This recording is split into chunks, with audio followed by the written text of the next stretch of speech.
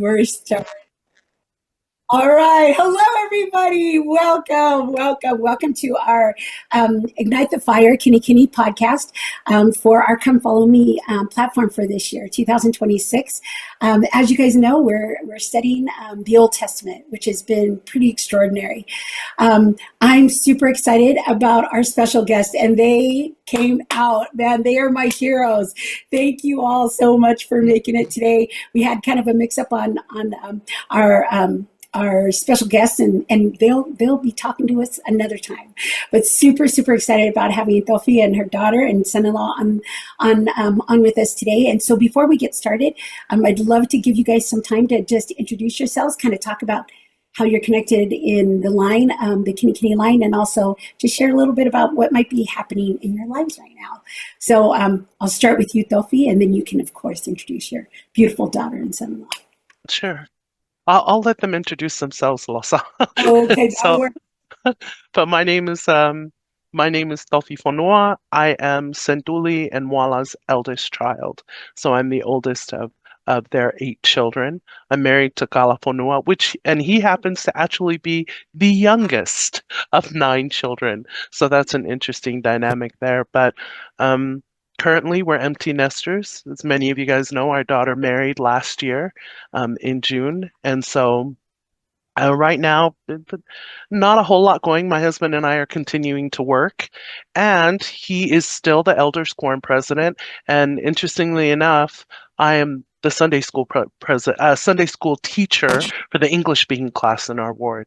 And so I've really enjoyed learning the Come Follow Me lessons over the years. They've been interesting, and they've definitely added quite a bit to to the strength of my own personal testimony. And so I'm really happy. I'm glad that Losa reached out, and so we're really excited to be a part of this. And I want to thank my son and my daughter for their participation in today's podcast as well. So thank you.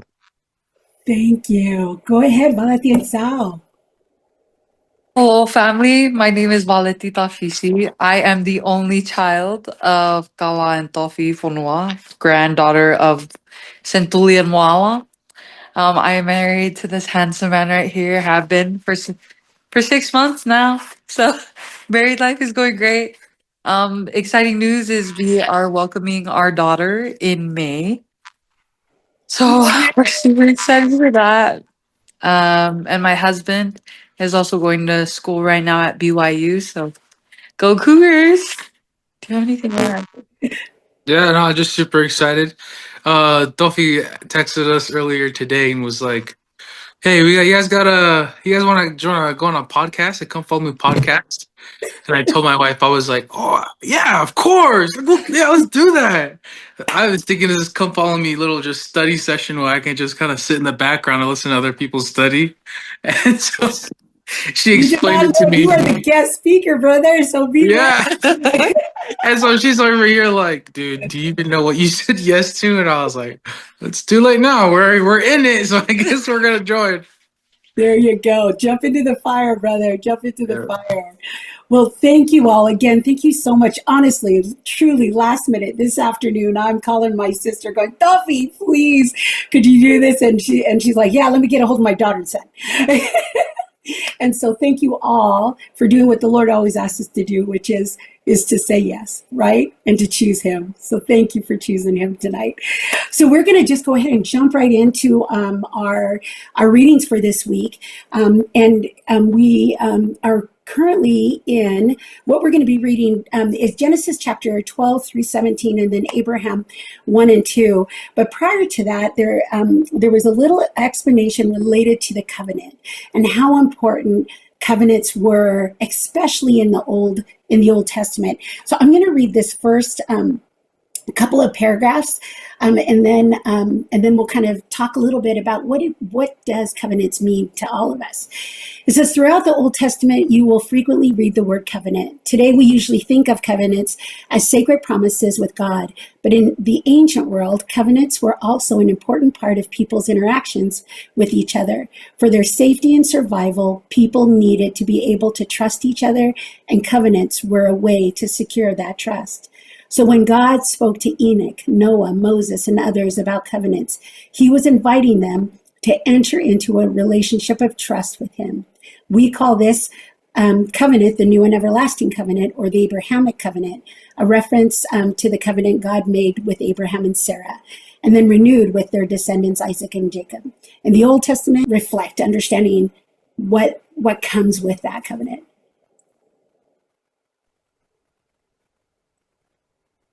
Well, I You guess I'll too. go first. Uh, as you were talking, I actually, before we talk about the marriage covenant, it I was looking into so before we got into this, I was looking into the whole covenant page, and it reminded me, uh, in the Book of Mormon, it's like a good example of it. It's when Nephi is trying to tell Zoram, like, hey, this is when Zoram's going, and Nephi's like, hey, like, we won't hurt you, I promise, dude. You can't go back though. So then Nephi makes an oath or a covenant with Zoram, and he says, hey, if you come with us, we'll take care of you. You'll be like one of our own. And I remember listening to this video of this guy explaining the Book of Mormon, talking about how that was a big thing. It was so big that Zoram was like, okay, fine. If you're gonna make an oath, like that's enough for Zoram to go. Like he just went with them, and that's because back then it really shows that like back then that's what an oath was or a covenant was. You just made an oath, and I know that you like it's not nowadays. Kids like I promise. The kids, and then we break promises all the time. But Yeah. back then it was serious, and so now relating that to our marriage covenant, um, I feel like it's kind of the same thing where we entrust our hearts with each other. We entrust our love with each other and also with God. And it's the only covenant you make it's not just between you and God, it's between you, your spouse, and God. And so when just going up into our marriage, we did a lot of study on the marriage covenant and uh yeah. On eternal marriage, I just want to like agree with what my husband has said. I think also what helped me with like the marriage covenant, I think Doctrine and Covenants, there's a section where it's talking about when you enter into that covenant, that's how you enter into the highest celestial glory. And that's a requirement. And so that should put some emphasis on the importance of a marriage covenant and to take it seriously between you and your spouse, to be not only devoted to each other, but to put God first in this covenant. Because as you draw closer to Him, it's like a triangle.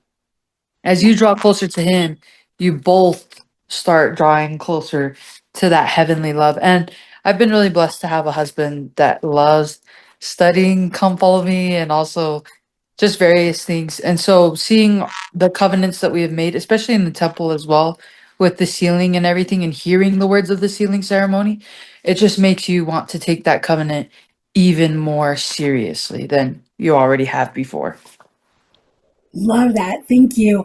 I love that you brought up Sal about Zoram, because what's amazing about his oath and covenant to Nephi is him and his descendants stayed faithful. Like Laban and Lemuel are our forefathers who sometimes I want to punch, but they struggled, right? But Zoram's people, his children, grandchildren, great grandchildren, continued to stay faithful, and it was because of that one oath. That first initial oath validated where his heart was and his true commitment and faith in Nephi. And it's like, how do we find that? And I love what you guys have talked about is one, through study. As you guys have studied more about what does it mean to make a covenant to each other and to God, and going to the temple, doing all those things. I mean, that's what solidifies it, so that it's not just, like you said, a pinky promise that lasts for a little bit and breaks, but it's forever. It's for eternity. Tofi, would you like to add anything? Share your thoughts also about the importance of how covenant keeping has been for you and your husband, and just you individually. I think in the same piece that you're reading from, one of the things that it teaches is that these were covenants that Abraham actually desired and he sought. And in Abraham chapter 2, it actually says there, thy servant has sought thee earnestly, now I have found thee.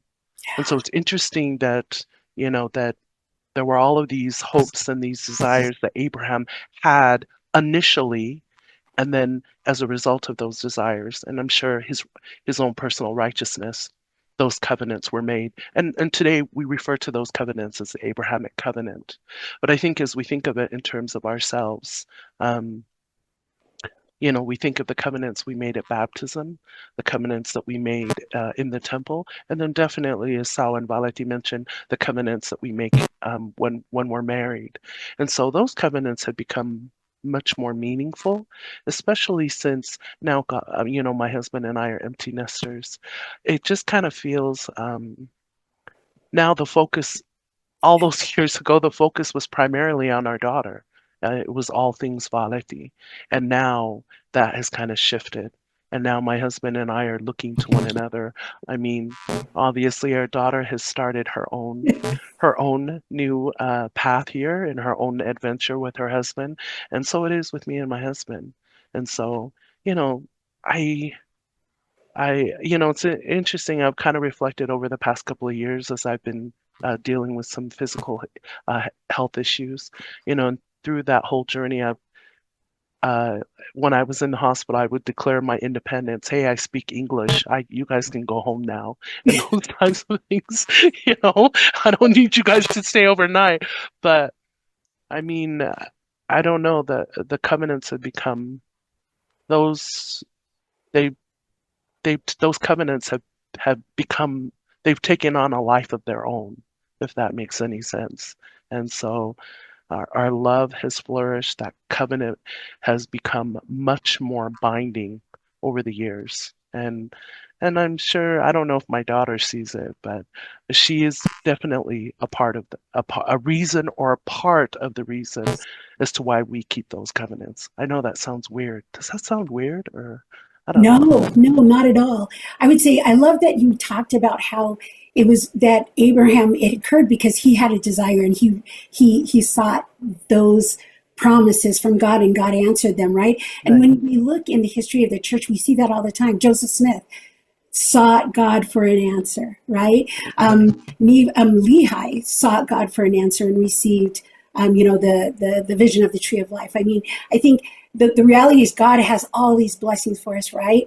But unless we're willing to seek Him, ask Him, He can't open the door, right? It's that beautiful, beautiful picture that we all see is He is standing there, but He cannot open the door. And He does that on purpose because He wants us to grow. But right. once we open it, man, tremendous things happen. And I love how you talked about the change of those covenants. Mo and I are going through the same thing. We are now also empty nesters with Moala doing her single thing and my son being on a mission. For 20 some years, our focus were on our kids. We knew we loved each other and we knew we were committed, but now we're like renewing that commitment to each other Right, right. and I in agree. such a beautiful way. Like, I'll be honest, we kind of worried that we were just roommates, because we were doing so much for for everybody else to Right, go, hey, can we focus on each other? And will we love that time? And we have only because one, going to the temple together and right. remembering those covenants. Man, temple, if any couple is struggling in their marriage, they just need to go to the temple, go to the Yeah, temple together, and they will find renewed love for each other. We I used to go to the second that. temple by ourselves. Like, he'd go and I'd go, and we're like, we're temple.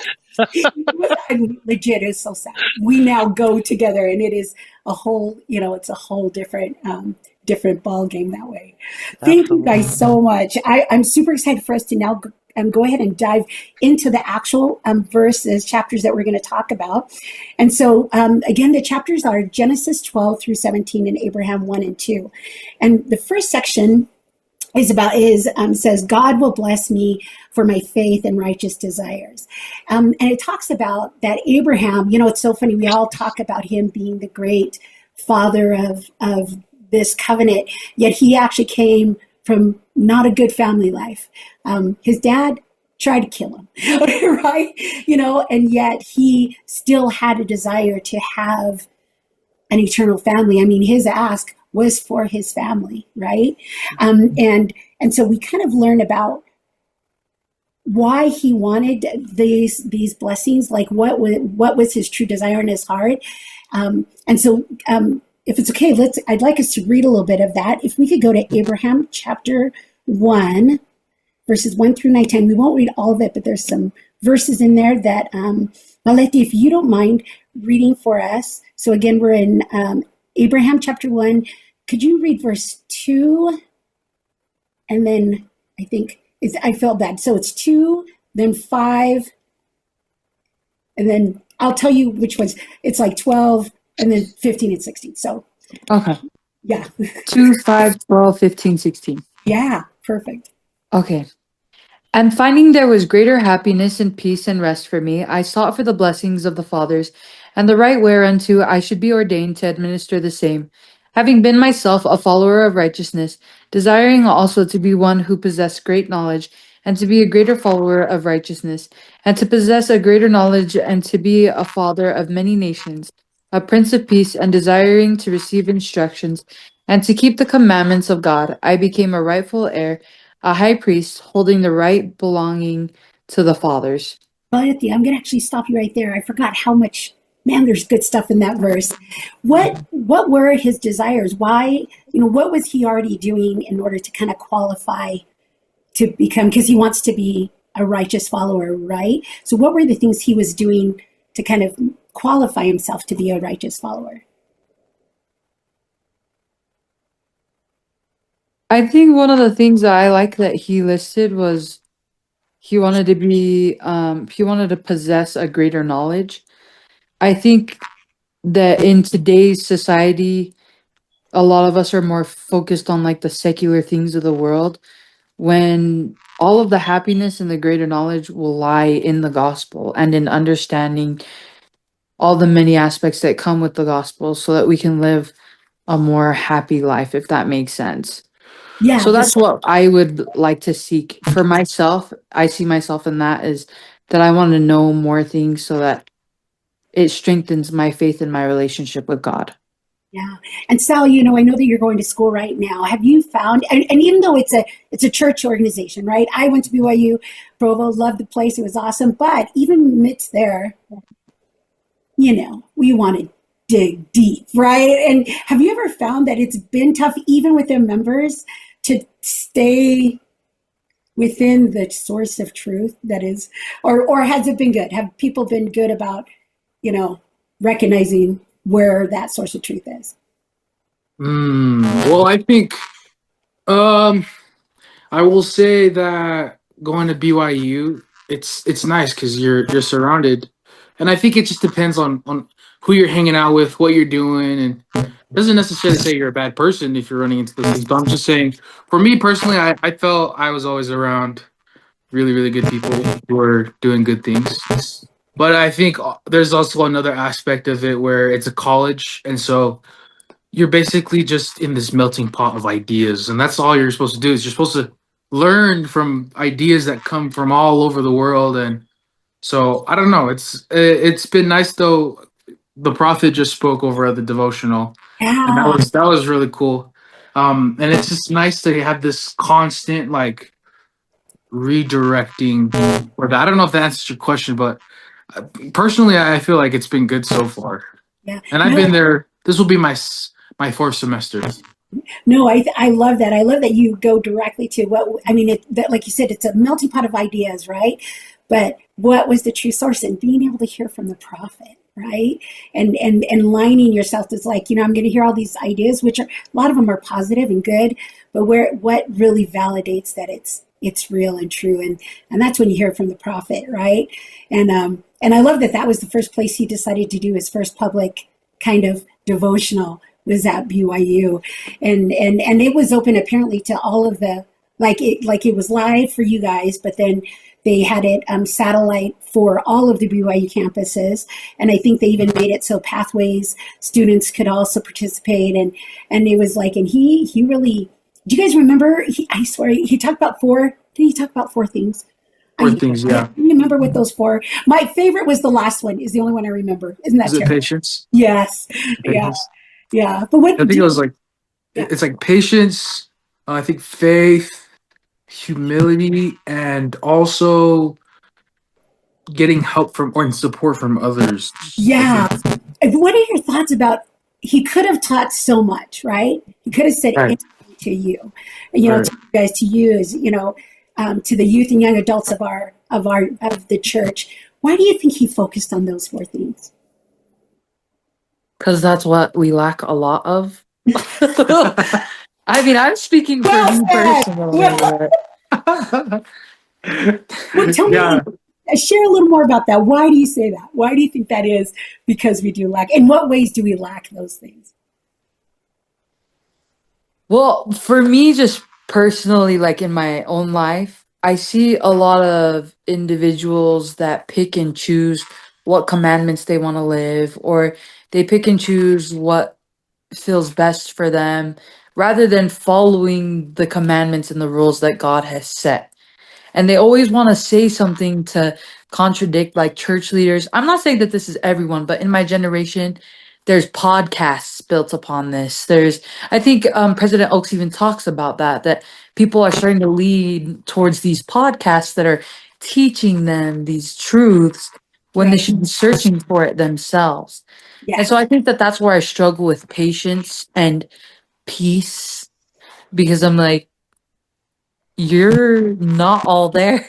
Why are you why are you looking to these different sources when you have the source above to teach you? Why Yeah. are you depending on the words of others to teach you when you can have that direct line with God? And that direct line gives you the peace, right? When everything, all those noises, that's where it comes from.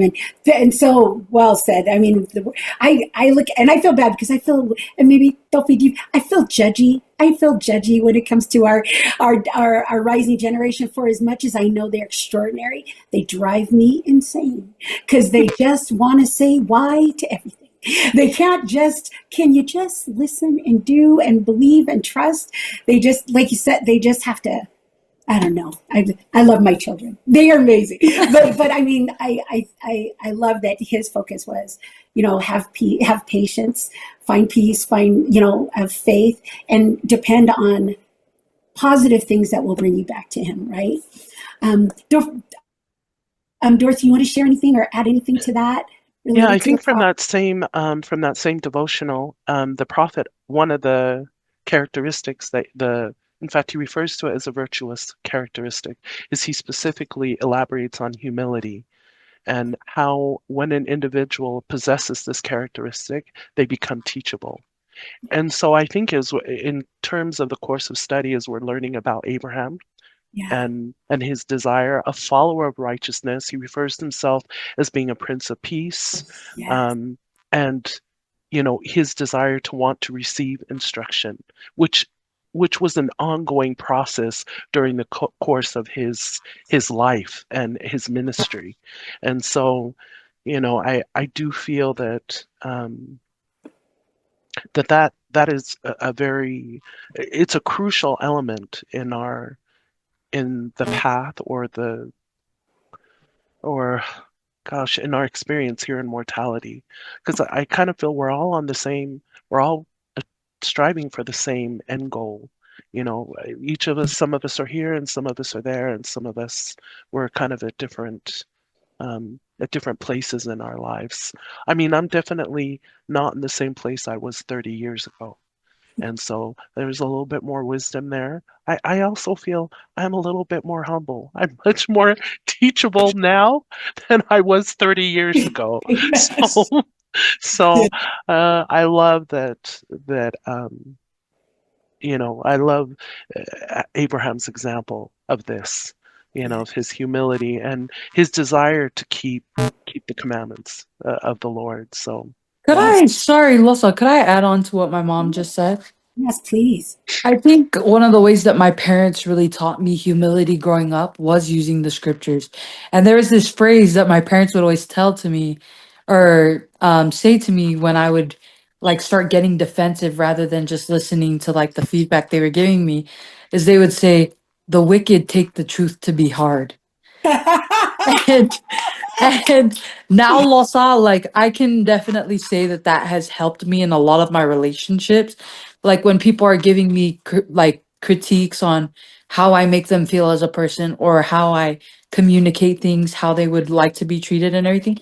Especially in our marriage, at times, I always think of that phrase that my parents told me.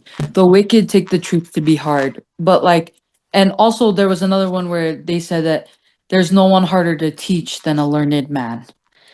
And so I just love those phrases because now Right. that I'm older and I can think back on those phrases, it humbles me. And I'm just like, my parents were teaching me that I have to grow. I have to hear these critiques. I have to be able to adapt to my situations and to learn and grow. So I'm really grateful for the experiences that I have of humility with my parents growing up and with my husband. Oh, I love that. I love that. And I can hear your mama saying those very words. And Abraham is a beautiful example of that, having being humble enough to say, I want to be a true follower. So Heavenly Father, Christ, help me know how to do that. Right. What's beautiful is Christ then, the Lord then tells him his promise to him, and it's in that same chapter. If you don't mind reading it, Valeti, it's verses, I want to say 18, and it should be 18 and 19. Let me make sure. I will find it. Oh, maybe not. It is 18 and 19. Do you mind? And this is the Lord telling him how he's going to guide Abraham. Okay. Behold, I will lead thee by my hand, and I will take thee to put upon thee my name, even the priesthood of thy father, and my power shall be over thee. As it was with Noah, so shall it be with thee. But through thy ministry, my name shall be known in the earth forever, for I am thy God. Man, what kind of confidence would you get if God said that to you? A lot more than I already have. Right? Like that had to have brought just like, and yet, isn't he is saying it to us, right? Because we have the promise of the Abrahamic covenant, right? And so, Sal, when you hear those words, how do you come to know they're true, and what power does it give you knowing that that's what he's saying to you? Well, one of the things that we learned when we were getting ready for our marriage, making the covenant, was like me personally, the Abrahamic covenant is everything. Like everything ties back to it. It ties back to like everything, even the restoration, And so in a way, all of us, we can be just like Abraham. Uh, he desired the blessing. It says like, oh, I want the blessings of the father, like of the fathers. And I remember in DNC, I was watching I think it was the Come Follow Me or the Follow Him podcast, and they talk about how there's a big difference in like the scripture where it says like turn the children or the fathers to the children to the fathers, and it says specifically like fathers with the S, and it's talking about Abraham and all these guys. So when we read that and and God is saying this to Abraham, God is also I God is saying that to all of us, everyone that makes that covenant in the temple. And like we learned that not only do we get married with each other and we make this covenant with God, but we also get sealed to that covenant. We get sealed to this big, this big Abrahamic family. Yes. And God has promised anyone in that family will receive all that he has. And so as I'm reading this and as God is saying all these things to Abraham, he's basically saying it to us. Because we kind of jumped into that. When we went to the temple and got sealed, we jumped into that covenant. And so now this pertains to us, specifically to us. And so, like baptism, all that stuff, those are just like parts of this. But when we get sealed in the temple and get married, it's the whole thing. And so that's what I think about, right? That's what I'm thinking about right now as we're reading this is like, dang, he's really talking to us too. 100%. And like you said, the Abrahamic covenant, what's beautiful, it's not bloodline. It's those that make a covenant to God. So everyone has access to this, right? That's why missionary work is so vital, because it is for all his children, not just the true bloodline of Abraham, but all those that are adopted in who want that promise. And it is, like you said, is absolutely real. I love how you talk about where baptism, not that baptism is vital because it's the door, the gate to covenant path, right? But Abrahamic covenant, the covenants we make in the temple, they're the key to the castle, right? Like that's how we get in the castle, dude. And and it's like, and it's what drives us and gets us to the top floor. And that's where we need to get, right? That's the blessing. And the world doesn't know that. Like they don't recognize how amazing these covenants and the blessings that come with it. There's a Can I add something, Losa? yes, please go ahead. I find it interesting that, in the conclusion of this verse, that the Lord gives Abraham these reassurances. I'm sure there may have been some sense of self-doubt, especially in terms of his troubled family history. Yeah, But I think one of the things that we can learn from that is our genealogy and our family pedigree doesn't determine our righteousness. Our desires do. And so, we don't have to look any further than the scriptures. You look at Adam and his son Cain. You look at Lehi and Laman and Lemuel. But I do feel that these men and women, they were able to that did carry on. You look at Abel, excuse me, not Abel. Who was the other son?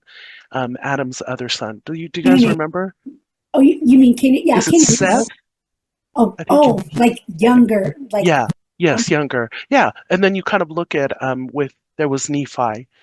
Despite Laman and Lemuel, there was Nephi, and so there are those that carry on that torch, and so but last week's readings was really awesome because we were reading Noah as well as the Tower of is it Babel? I don't know. Babel, yeah, I never know how to say that. Yeah, I know. Yeah, I understand what you mean. it solidifies the concept of them losing their language. You can't even say the name of this city, right? The tower. Right. But in our readings last week, it compares the Tower of Babel to the city of Enoch. How, in essence, both people were trying to get to God, right? But they chose very different paths to get there, right? And ultimately, that's why you need to be a covenant people, why you need to make those covenants, because that's the right direction. Because anytime we veer off and pivot according to what the world wants us to do, we build the tower, and I'll be honest, I spend about half my time in the temple and half of my time building a tower, and I have to watch myself constantly, right? Because it was the wrong house they were building. It's like, build a temple, dude, don't build a tower. But I think we spend our whole lives pivoting, hopefully not pivoting too much, but we sway between those two spaces, right? Right. But keeping God in mind, keep remembering our covenants helps us stay, follow the right course and go into the right house. Don't go to the tower, go to the temple. So anyway, the other thing that Abraham discusses, it's a really unique phrase that he says, and this is in Genesis chapter 12, verse 2, when, we talk about being a covenant people. I love that, President Nelson, when he says that we have three identities, he says, first, we're a child of God. Second, we're a child of the covenant. And third, we're a disciple of Christ, right? So being a covenant person or a covenant child has some significance. But in Genesis chapter 12, verse 2, it had a really neat phrase in that. Dorothy, do you mind reading that? Sure. That's chapter 12, verse 2. Yes. And I will make of thee a great nation, and I will bless thee, and make thy name great, and thou shalt be a blessing. So thou shalt be a blessing. So we know that he is going to bless us. And that's part of the covenant, right? Is the blessings receive. But I think God also says that we need to be a blessing. What do you think that means when it comes to our covenant relationship with him and our promises we're making? And anyone can start. who would like to share? What do you think that means when he says that we will be a blessing? I think for me personally, like I have a lot of great examples in my life of this, but one of the ones that really pops into my mind would be my dad. He's been given a lot of gifts and a lot of talents, and he uses them for the benefit of others. I may not always agree with him using them, but I think that he's a definition of being a blessing to others. And I especially see those qualities in my husband as well, because like I always told myself that I wanted to marry someone that honored his priesthood, and I have. Whenever anyone needs my husband, he's always quick to drop things at the drop of a dime. So I see the parallels between the two. I love that. Thank you. Sal, do you want to share your thoughts of what that means to be a blessing? And then Tofi. Well, yeah, I feel like there's many ways that people may seek to be a blessing that might not be a blessing, and I think that's worth mentioning.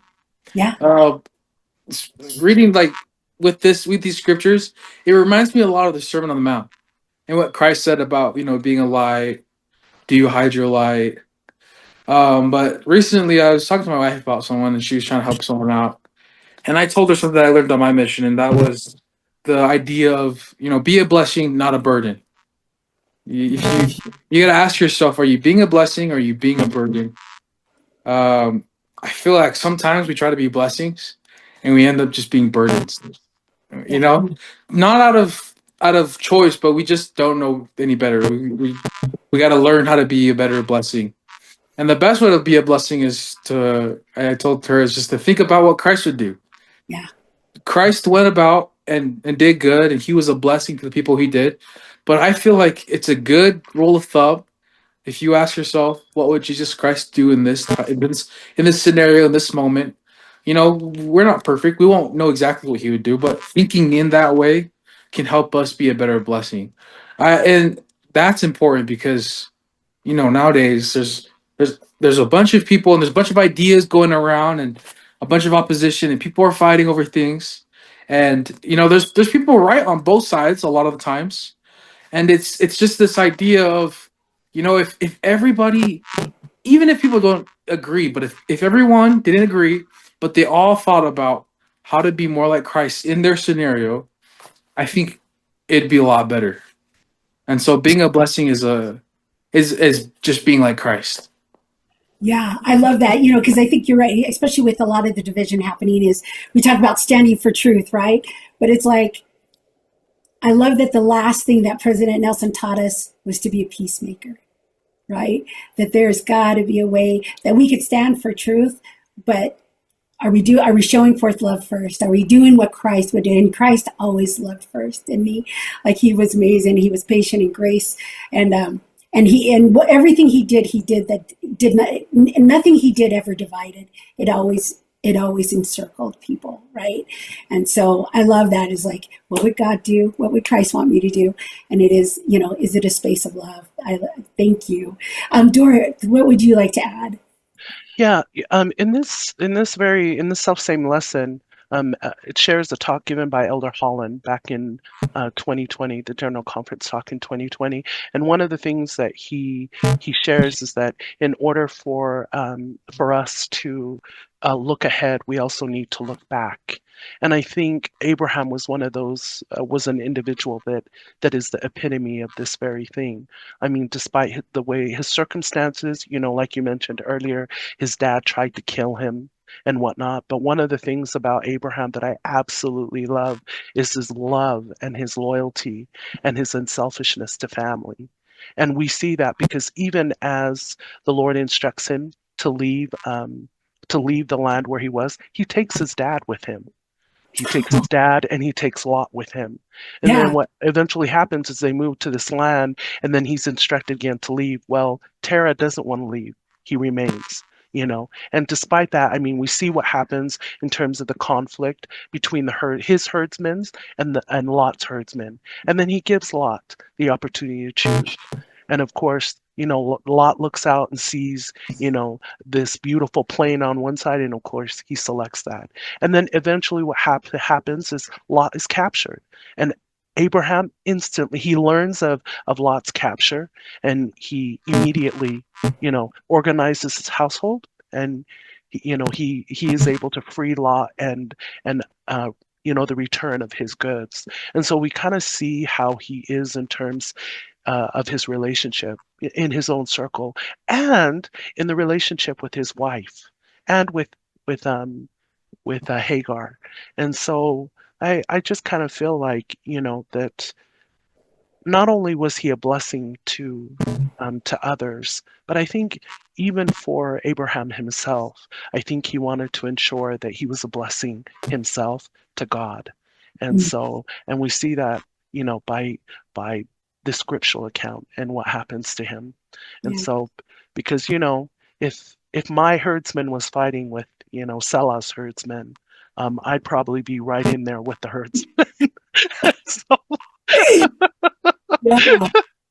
I mean, yeah, conflict in family, it gets hard, right? yeah, But to have that forgiving nature, to have that willingness to not give up. There were so many times with my mom, I would get so frustrated with my oldest brother who left the church a long time ago, has lived that just a troubling life. And I'm like, you need to stop, because I'll be honest, though, I felt like he she was being more of a detriment to his soul than help, because he could always come home. She'd always let him come home, always let him, and I'd be like, enough. You've right, done enough. He does not want to change.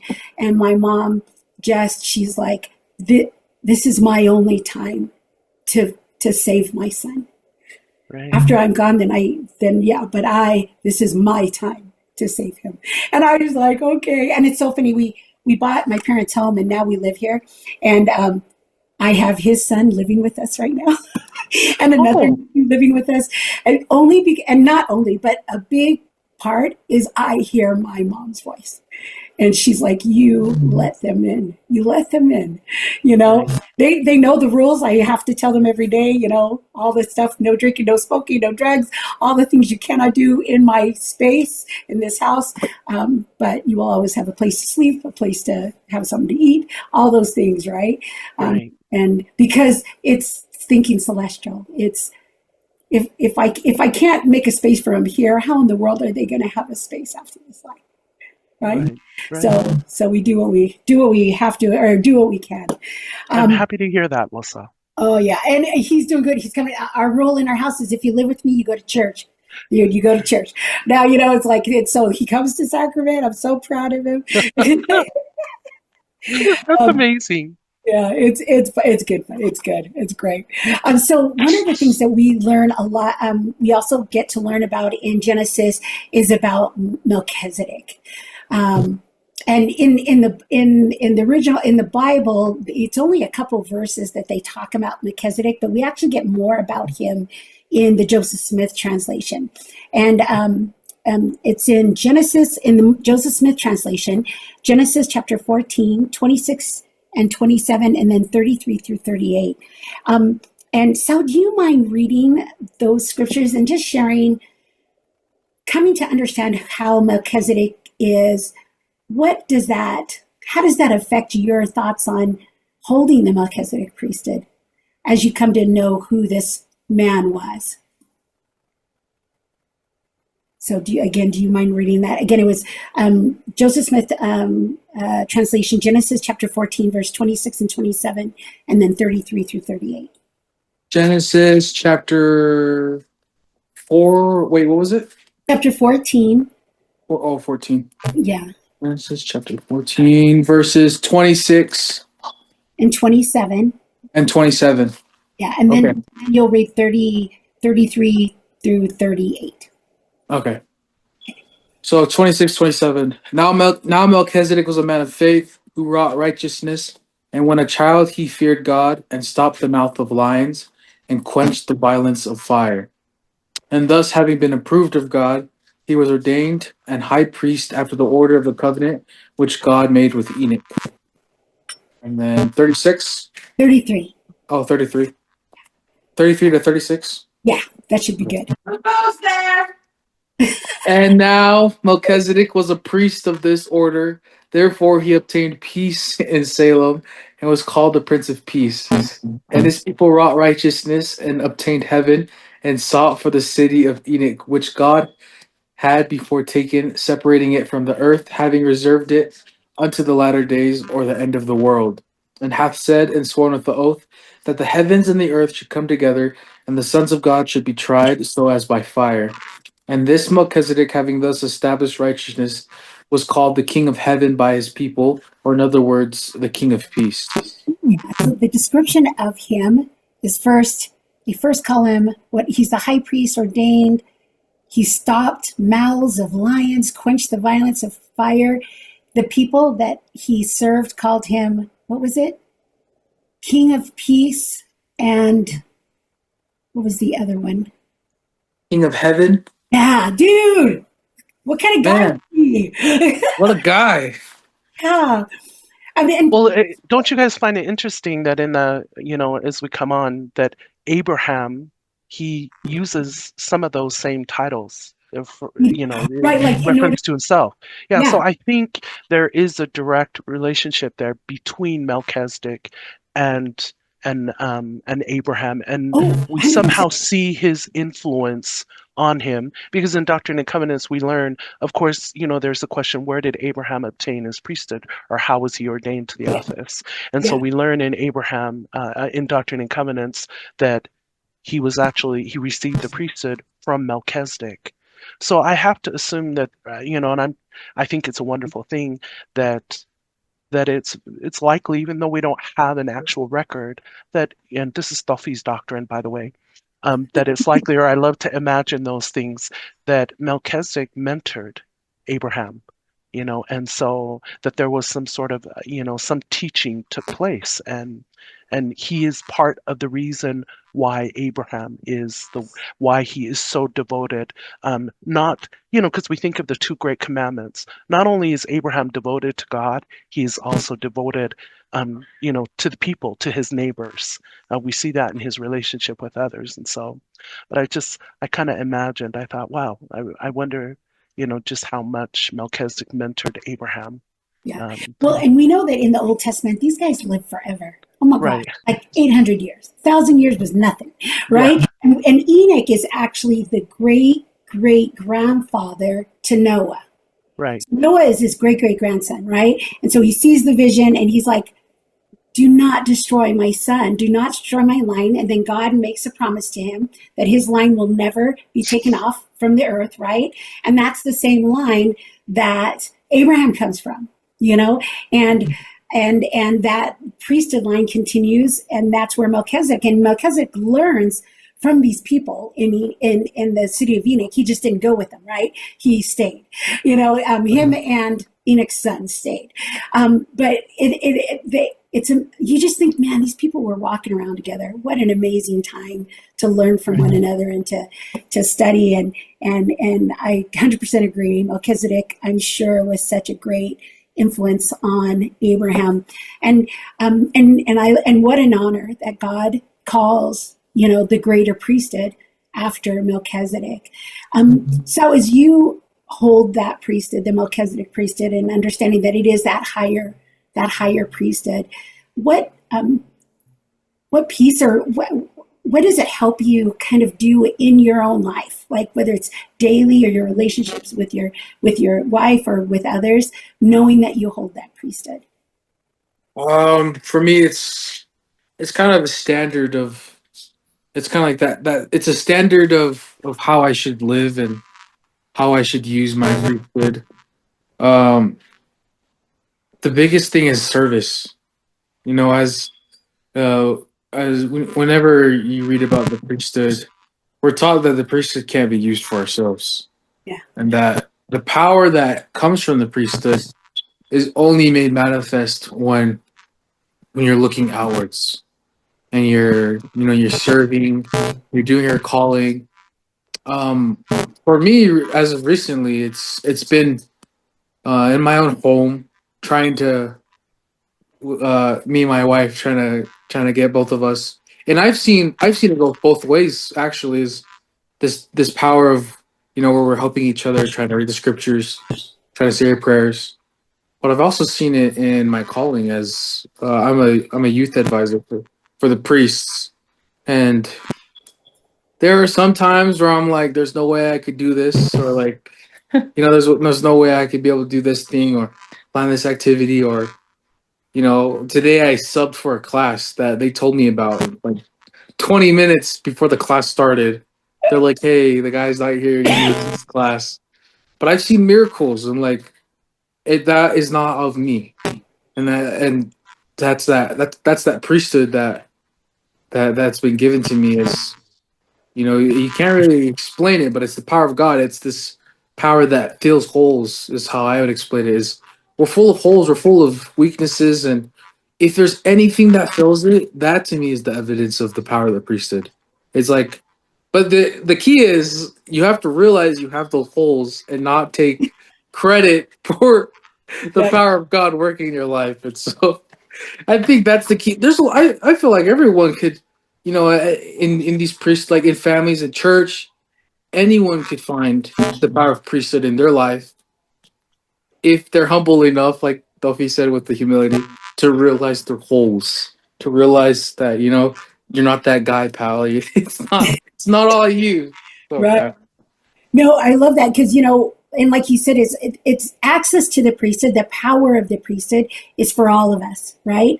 As a holder of the priesthood, like you said, there's so much responsibility on making sure that you use it correctly and use it wisely, but it blesses you in like so many other ways other than just when you happen to have your hands on someone's head, right? There's so many other ways, and it blesses all of us. And sisters, one of the things I love about the temple is the validation is that we have access to the priesthood, and in specific ordinances we have legitimate access to the priesthood, and it's a beautiful thing that we do. And to know that power, God gives it freely to everybody. But boy, like you said, if we don't recognize that it's him filling those gaps and we start getting cocky, it goes away really fast. That blessing goes away really fast. I love that. Sophie, did you want to add to that as well? No, thank you, Sal. That was good. So, man, you guys, this has been great. I want to share the very final thing that it talks about, and Dorothy, you kind of alluded to it earlier, was the story of Hagar, right? And she was a concubine. She was a maid of Sarah, and she can't have children, and she actually offers her up to Abraham, right? And then she has a child, but like most women, we got jealous. we get mad and we say, I don't, this is too much. I can't do this. And Abraham, because he loves his wife, goes, tell me what you want to do. She was your maid before. What do you want to do? And they kick her out, dude. They kick her out, into the desert to fend for herself. And that's what Genesis 16 talks about. It's not a very long chapter. Do you guys mind if we read through it a little bit, and maybe we'll stop and kind of talk about, well, actually, I shared what they did. Let's go to where, verse 6. Let's start in verse 6. Dorth, do you want to read? Sure. Yeah, go ahead. Sorry, which chapter again, Oh, I Lawful? apologize. Genesis chapter 16. Okay, but Abram said unto Sarai, Behold, thy maid is in thy hand. Do to her as it pleaseth thee. And when Sarai dealt hardly with her, she fled from her face. And keep reading, and then I'll stop you. Sure. And the angel of the Lord found her by a fountain of water in the wilderness, by the fountain in the way to Shur. And he said, Hagar, Sarai's maid, whence camest thou, and whither wilt thou go? And she said, I flee from the face of my mistress Sarai. And the angel of the Lord said unto her, Return to thy mistress, and submit thyself under her hands. And the angel of the Lord said unto her, I will multiply thy seed exceedingly, that it shall not be numbered for multitude. Stop right there. So she's now in the desert alone, right? She's probably starving, not doing well. And the angel sees her. And what does the angel tell her to do? Tells her to go back. Yeah, and suck it up. Yeah. Well, to me, what I find so interesting is that is that not only I'm just speculating. I'm just in my mind. When I read the scriptures, my mind opens up, and perhaps my imagination gets the best of me. But I don't feel like Hagar was just this simple handmaid of Sarah's. I do feel that she was a spiritual giant herself. Oh, You know, and 100%. so yeah, I do feel that both along with Abraham and Sarah, Hagar was also a God-fearing person. You can't be in that kind of relationship without having that important element to be a part of that relationship. Of course, I think Hagar disrespected Sarah, and Abraham reminded Sarah, "You're the You're the boss. you're the boss." And so you need to take charge. And the angel comes to Hagar and tells her, you too will have a son, and Ishmael is his name. They will become a great nation. But it's clear that, the Lord eventually tells Abraham that his covenant will come through Isaac. So even while Hagar may be in the position that she is, I do feel that she had to be a spiritual giant herself. Yeah. And we see Ishmael and the promises that were made to him that he too would become a great nation. Yeah. So, And you're right. I mean, because she was humble enough to go back. She could have yeah, said, no, thank you. yeah, But she was humble enough to go, okay, and to submit to Sarai, right? right. And with that beautiful promise. And I think you know, I think about that circumstance, and beautiful description of that is that even when we're all good people, we may screw up or even feel like we've been wronged. How can we make sure we're in that space that Hagar was in, right? Willing to submit and return back, even though that had to have been so very hard, and to be able to be humble enough to do that.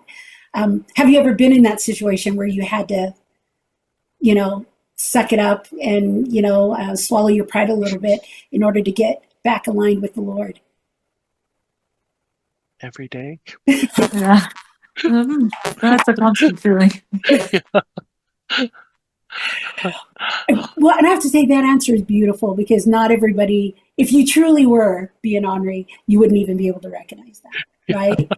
So I congratulate you for being able to even say that every day. What helps you get realigned? What would you say when you have those? I have them all the time with my beautiful eternal companion. I am the most humble, patient person to everyone. But the moment my husband says something to me, I'm like, I mean, I roll my eyes, I correct him like so fast. It's like whiplash, dude. And we've been married 28 years.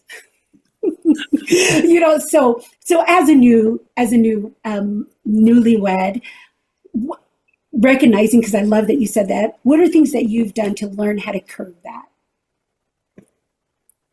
She's talking to you, I'm talking to Timothy. you, I Valeti. know, I'm Yeah. like, I haven't been curving as of lately. No, I'm just kidding. I Our think my husband has been doing all of the curving. our bishop, when we were getting ready to get married, one of his one of his advices to us was the two most important phrases in our marriage will be "I'm sorry" and "I forgive you." Oh, I And like a so, yeah, it the just saying like "I'm wrong" or "I'm sorry" is probably one of the hardest things to say sometimes, but its effects usually come like immediately. Like as soon as you, it's like the way I would describe it is like this hot train moving on the track. You're going to like the bottom of a pit, and the only way to get the train off the track is to say I'm sorry, or to like to kind of, what I mean. Once you say I'm sorry, you're off that track. You're more humble and you're ready to. And the same goes for with God, and not just saying I'm sorry, but actually meaning it. And I think there's a big difference between that. Is like saying I'm sorry and having the intention to, make up for it, to be better, to improve, or if repay anything that's been lost. I think, man, it's and that every day is important. And yeah. I would say I need it every day, but I don't do it every day. I there's some days where I'll go for a bit of time and then look back and I'm like, wow, I kind of went off track a bit. But it's things like sorry, Dorf's talk where he talks about, he took that talk where there's a bunch of people going through a forest. If you don't have landmarks like going to church, saying family prayers, family meeting, these things that you feel like could be trivial at times, but if you don't have those things set in place, it doesn't. It's harder to get that back on track thing going, or Yeah. repentance is what they call it. Yeah. No, 100%. I love that. Dorothy, do you want to add? I think, and this is a quote that I share all the time, only because it's one of my favorite.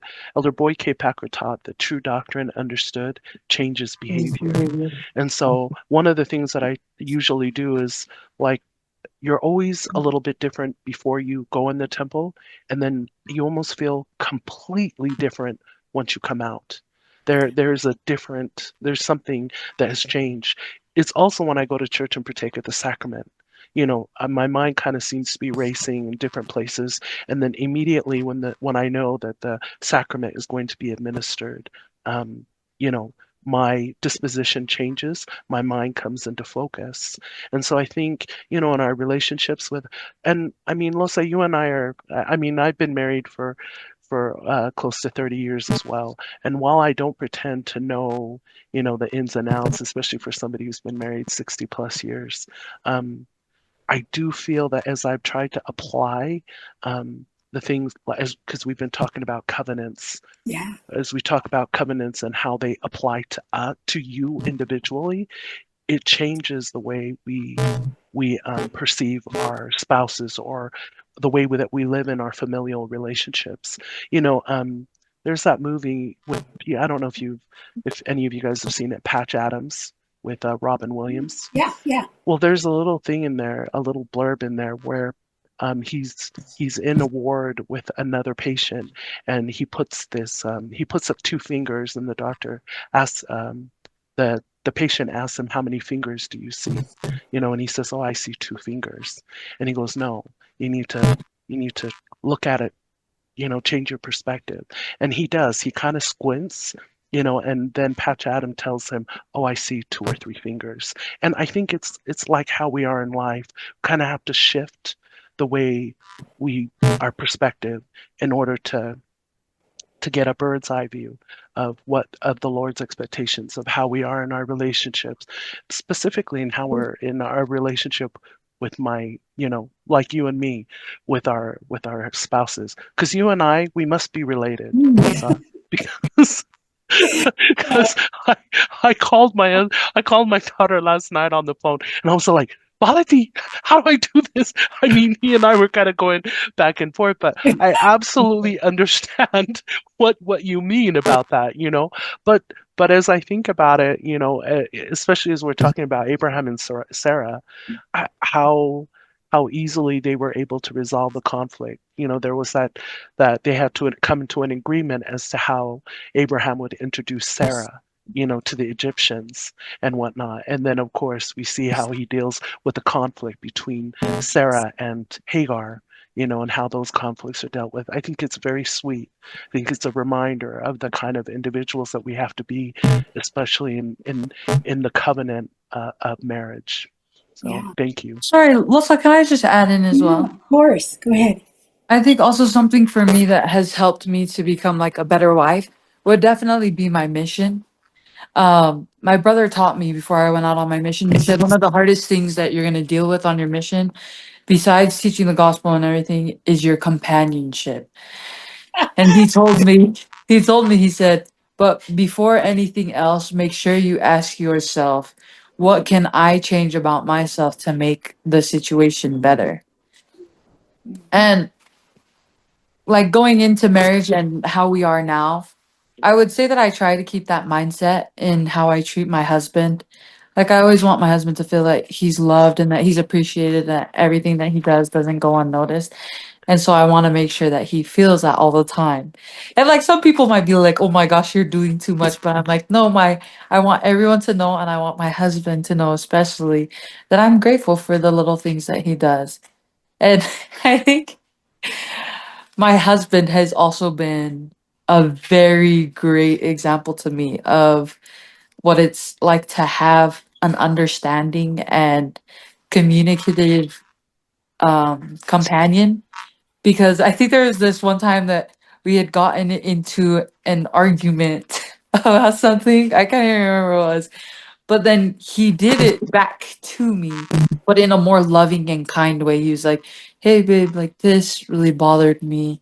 I'm just letting you know how I feel and how it made me feel and everything." And then when he did that to me, I was like, I feel bad. I did a terrible thing to a good man. But my husband's very humble and he's very kind when it comes to correcting like these certain behaviors. Because I won't lie, I am a very jealous person, especially when it comes to things that are mine, like my parents and my husband, those are mine. So the line is drawn across them. But Yeah. all three of them are very good at teaching me that like a part of showing God's love is sharing the blessings that you have. And I have to be able to be kind to my relationships, not only within those three, but to those that are outside as well. So I'm really grateful for these three and for the examples that they have been to me of having that Christ like relationship. Losa, did you notice my son-in-law's side eye as my daughter's? He's all like looking. He's like, "You promise you're gonna be like that?" Because I really I feel like you're just saying that for the cameras. I'm no, just I'll just tell you, yeah, the kitty blood when it comes to women and our hard headedness is really strong. So it takes years before we calm it down. But I think one of the things that I've loved about what you guys have shared about and Ree have always constantly went back to is those covenants. Like that's what this week was about is remembering your covenants. And I love that in the scriptures when we talk about covenants, we say we make and keep them. Right? Right. Making them is wonderful. The day that you got married in the temple, I'm sure was beautiful when you made it. But what's most important is keeping that covenant.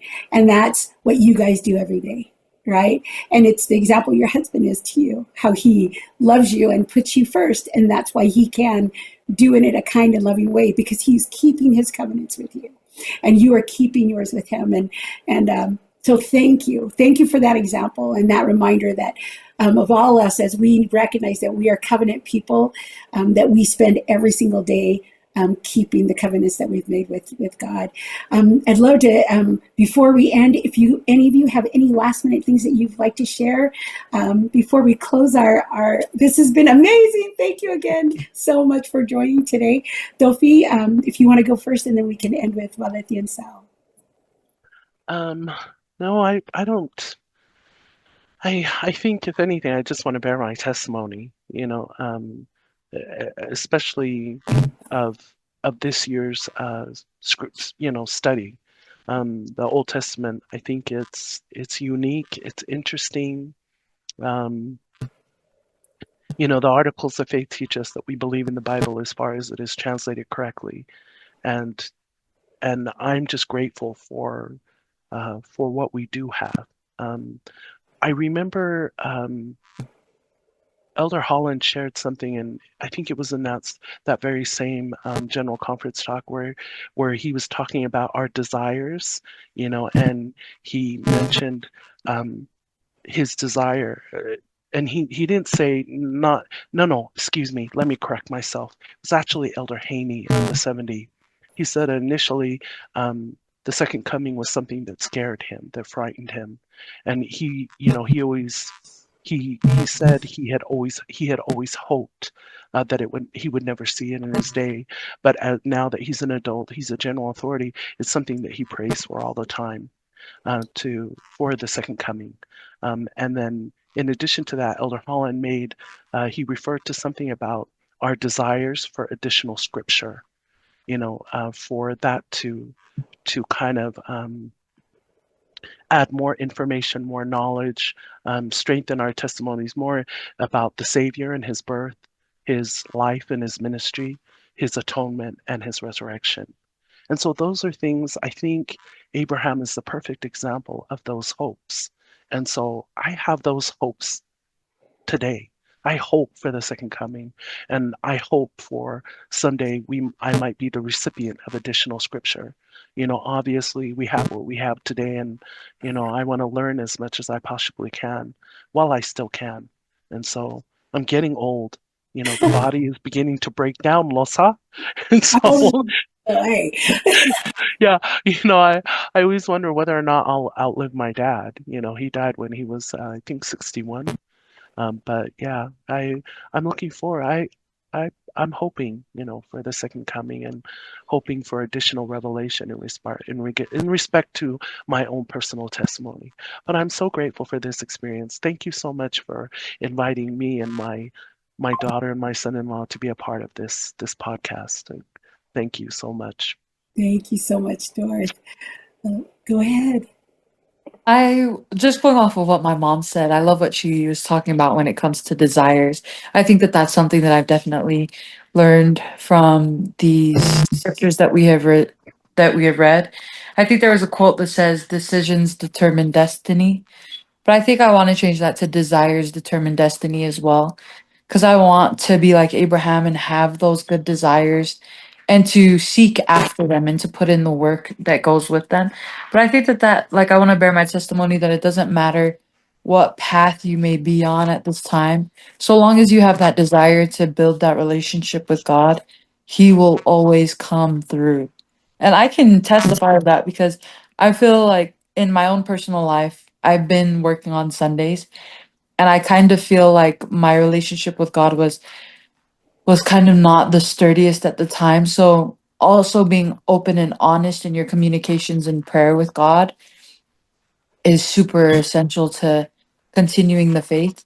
And so when I had that open and honest conversation with God about what my desires are, like that I want to be a good Sunday school teacher, because that's my calling in the Lord, and to also be a good wife and to be a great disciple of Him, He reminded me of the things that I had been doing that were right. Like He was reminding me, you do go to the temple, like you do make time to read your scriptures at work, you do go to sacrament when you can, like don't dock yourself too much, but continue to build upon the desire of growing your relationship with me.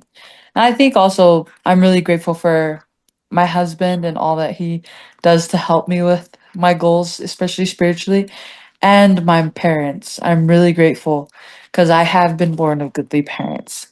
And so I'm really grateful for this Come Follow Me. I feel like my desires are burning to choose the right.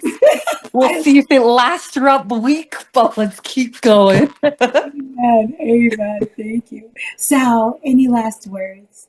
I just want to add my testimony to both my mom and my wife about desires. We recently studied about, I think, or in BYU, I'm in one of my classes. I'm studying New Testament and specifically the Gospels, and we went over a little bit ago about the scripture of like, Lord, I believe, help therefore my unbelief, and it's we talked about this idea of like sometimes you may not be able to do like if you have a problem, you may not be able to overcome the problem. You might not even be able to make the first step. But what you can always do is you can always pray to the Lord and tell him that you desire to do so.